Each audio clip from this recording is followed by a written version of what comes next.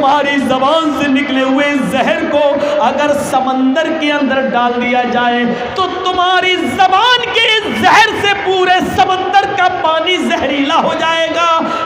हम अपने गरीबानों में झांक कर देखें, आज हम कितनी एक दूसरे की जासूसी कर रहे हैं, आज हम दूसरे के पीछे कितने पड़े हुए हैं, उसकी टोह में कितना लगे हुए हैं। वला तजस्ससू, और एक दूसरे की जासूसी मत करो, दो चीज़ें। और तीसरी चीज़ वला यग़्तब बअज़ुकुम बअज़ा, तुम में से कोई किसी की गीबत भी ना करे, पीठ के पीछे उसकी बुराई ना करे, पीठ के पीछे उसके ऐब को ना बताए।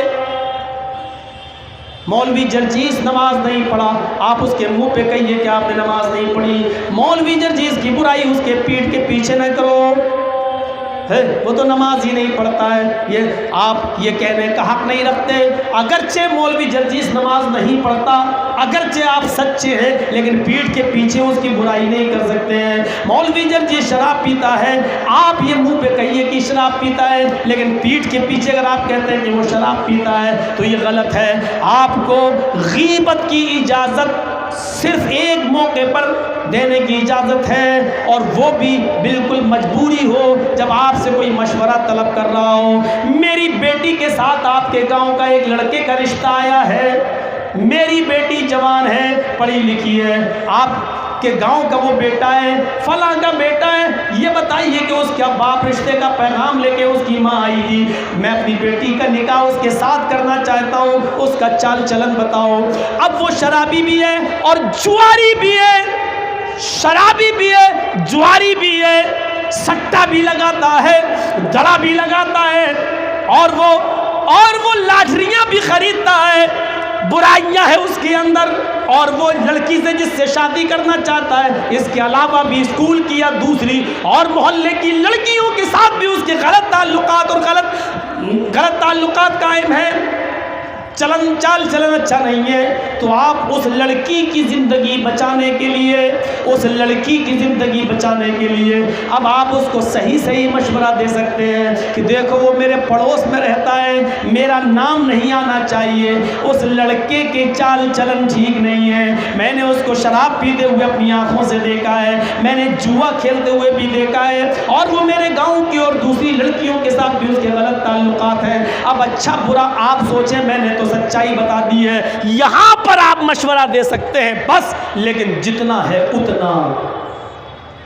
यहां पर भी आप ये नहीं कह सकते अच्छा मेरी बेटी के साथ शादी को छोड़ दिया था उसने, इसकी बेटी के साथ रिश्ता आया, अब उसके अंदर अब जलन ये है कि मेरे बेटे से नहीं की, उससे करे, मेरे पड़ोसी से करेगा। अब हमने उस लड़के के अंदर अपनी तरफ से हजारों बुराइयां बता दी, ये नहीं होना चाहिए। वला यग़्तब बअज़ुकुम बअज़ा, कोई किसी की गीबत न करे। अल्लाह के नबी की एक बीवी अपनी सौतन को देखती है, अल्लाह के नबी की एक बीवी अपनी किसी सौतन को देखती है, वो नाटे कद की है, वो पस्त कद की है, उसका कद छोटा है, और अल्लाह के रसूल से इशारा करते हुए कहती है अपनी उस बीवी को देखो, इशारा कुछ कहा नहीं था, ज़बान से भी ये नहीं कहा था ठिगनी नटनी, सिर्फ इशारा किया, मतलब पस्त कद, छोटी, ठिगनी, सिर्फ इशारा किया। अरे हम तो क्या क्या कह देते हैं, किसी का नाम समोसा, किसी का गुलगुला, हम तो कैसे कैसे चिढ़ाते हैं, ए कालिया, अच्छा वो कल्लू, अच्छा वो लंबू। हम लोगों के यहाँ नाम से कम यासरात से ज़्यादा पहचाने जाते हैं लोग। अल्लाह के नबी की एक बीवी दूसरी बीवी की तरफ इशारा करके कहती है, अल्लाह के नबी नटनी, वो देखिए पस्त। इशारा ये था कि कैसे आपका और उसका मिलन हो जाता है, वो तो नटनी है, छोटी है, इशारा तो जानते हो इतने से जुमले सुनकर, इतनी सी बात सुनकर अल्लाह के रसूल ने अपनी इस बीवी से क्या कहा था? फरमाया, आयशा आज तुमने इतनी जहरीली बात कही है। इतना सा जुमला। हम अपने गरीबानों में झांक के देखें कि हमारी जिंदगी तो पूरी भरी पड़ी है एक दूसरे की बुराइयां। आयशा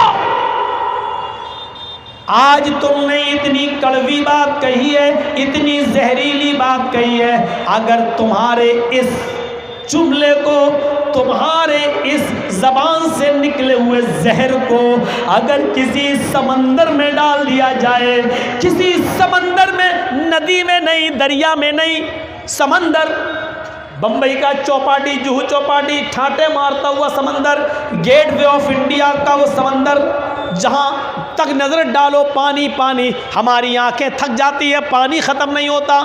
अल्लाह के नबी फरमाते हैं, आयशा अगर तुम्हारे इस जबान से निकले हुए कड़वाहट को, तुम्हारी जबान से निकले हुए जहर को अगर समंदर के अंदर डाल दिया जाए तो तुम्हारी जबान के इस जहर से पूरे समंदर का पानी जहरीला हो जाएगा। तुम्हारे जबान से निकली हुई इस कड़वाहट से पूरे समंदर का पानी कड़वा हो जाएगा। आज तुमने इतनी जहरीली बात कही है आयशा, तुमने उसके पीठ के पीछे इशारा करके उसकी गीबत की है। जाओ, तुम्हें उनसे माफी मांगना पड़ेगी, तुम्हें हफ्सा से माफी मांगना पड़ेगी। अल्लाह के नबी सल्लल्लाहु अलैहि वसल्लम ने अपनी बीबी आयशा को भेजा और उनसे माफी मंगवाई। गीबत बहुत कर लेना बहुत आसान है।